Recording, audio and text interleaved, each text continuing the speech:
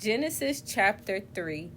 Now the serpent was the most cunning of all the wild animals that the Lord God had made. He said to the woman, "Did God really say you can't eat from any tree in the garden?" The woman said to the serpent, "We may eat the fruit from the trees in the garden, but about the fruit of the tree in the middle of the garden, God said you must not eat it or touch it, or you will die." "No, you will not die," the serpent said to the woman. "In fact, God knows that when you eat it, your eyes will be open and you will be like God, knowing good and evil." The woman saw the tree was good for food and delightful to look at, and that it was desirable for obtaining wisdom. So she took some of its fruit and ate it. She also gave some to her husband, who was with her, and he ate it. Then the eyes of both of them were opened, and they knew they were naked. So they sewed fig leaves together and made coverings for themselves. Then the man and his wife heard the sound of the Lord God walking in the garden at the time of the evening breeze, and they hid from the Lord God among the trees of the garden. So the Lord God called out to the man and said to him, "Where are you?" And he said, "I heard you in the garden, and I was afraid because I was naked, so I hid." Then he said, "Who told you that you were naked? Did you eat from the tree that I commanded you not to eat from?" The man replied, "The woman you gave to be with me, she gave me some fruit from the tree, and I ate." So the Lord God asked the woman, "What is this you have done?" And the woman said, "The serpent deceived me, and I ate." So the Lord God said to the serpent, "Because you have done this, you are cursed more than any livestock and more than any wild animal. You will move on your belly and eat dust all the days of your life. I will put hostility between you and the woman, and between your offspring and her offspring.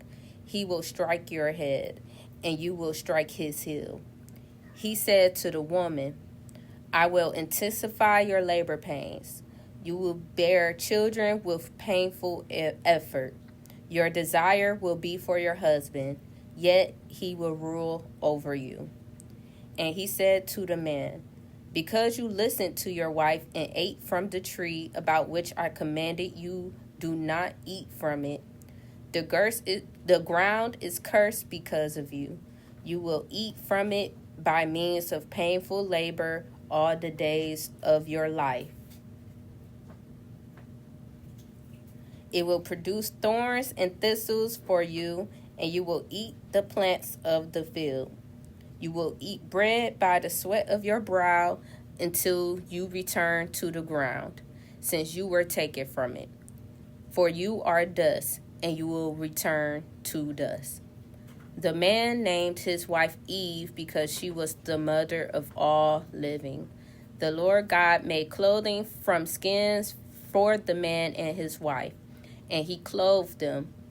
The Lord God said, "Since the man has become like one of us, knowing good and evil, he must not reach out, take from the tree of life, eat, and live forever." So the Lord God sent him away from the Garden of Eden to work the ground from which he was taken. He drove the man out and stationed the cherubim and the flaming, whirling sword east of the Garden of Eden to guard the way to the tree of life. And that is Genesis chapter 3.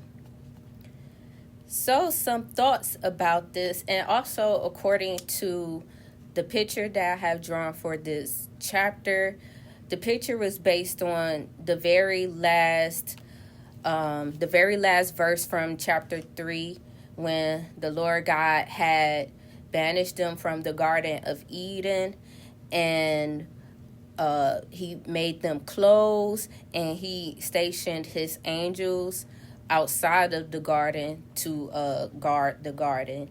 So at this point, this chapter right here is about the curse that God have given to the serpent, man, and woman for disobeying his simple word. And at the beginning of the chapter, you see that the serpent had came and he had influenced the woman. And sometimes it takes the devil going to the woman and influencing our ears to change the direction of the man. And that's why we must be obedient to God, especially as women too. We must be obedient to God, because in our relationships, especially with boyfriends, husbands, sons, we want to make sure that we are staying true to our faith, so we are not leading our husband down the wrong path. And not even leading our husbands, but influencing them, because as women we do have influence and powers within ourselves, as do the man as well, and that's another role. So the serpent, we're not sure exactly how the serpent had looked, because one of the curses that God had gave to the serpent in chapter 3, verse 14, he told them how he will be cursed more than any of the livestock, and he will move on his belly. So that gave me idea to think that he was one way before the curse. And then God has said, since you have done this, you will move on your belly, such as the snake that we all think of when we think of the serpent that influenced Eve. So God had punished the serpent, saying he will move on his belly and will be cursed more than any of the other animals and other living things. He then cursed the woman, saying that he will intensify our labor pains, and bearing children will have a painful effort. Our desire will be to our husband, yet he will rule over you. So with labor pains, when I was listening to another pastor talk about this chapter, he was mentioning that not only just actual labor pains when we give birth, and that's a painful experience, but even to just raising children, how that can be sometimes some periods of that could be a painful journey, some trials and errors, things that we have to live through, and even how sometimes our children, we could see ourselves and our ways in our children, and we now have to be the adult to teach them and to show them the right way. Once again, sometimes this goes through trial and error and mistakes, and tempers may flare up. Those could be counted as the pain of raising a child. And for the man, he has cursed the man, saying that because he had listened to the woman, which is another reason why the man must be grounded in God as well. Remember, there's always God, man, woman, children.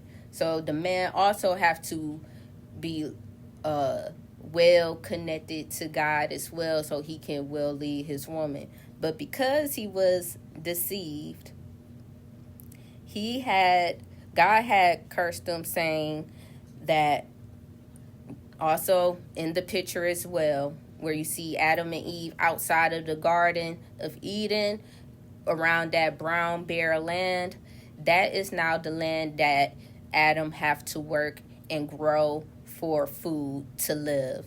And this groundwork will be work that he will have to do for the rest of his life. So provide that role of being a provider as a man is kind of stated here. Like, now as a man, you will have to work for your food and earning. You will have to work for your lifestyle. And because this you were bought from the earth, when you pass on, you will also return back to the ground as well. And also, one other thing about the woman, where it said, your desire will be for your husband, yet he will rule over you. That kind of makes me think of how women, we're just so googly eyed over men, and how we want to be with men, be in a relationship so bad, and X, Y, and Z. But we forget what God has said about when we do join with this man, we are not to be so high and mighty and full of ourselves and put ourselves above the husband. It says here, yet he will rule over you. Once again, that hierarchy of God, man, woman. God, man, and woman. That is simply played out here as far as us having a desire, but he will be over us. We will report to him, and we will honor our husbands, and we will also honor God as well. But also making sure that our husbands are also led by God. That is the most divine relationship.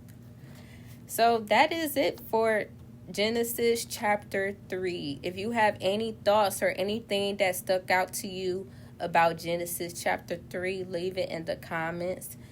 And with this new Bible and art series, once again, we are taking a dive into each chapter and going to make an art piece out of it and have a short discussion.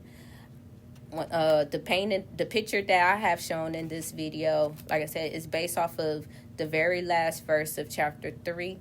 I want to know, as an artist yourself, I would like to challenge you to create a picture. It could be a quick picture, of your representation of Genesis chapter 3.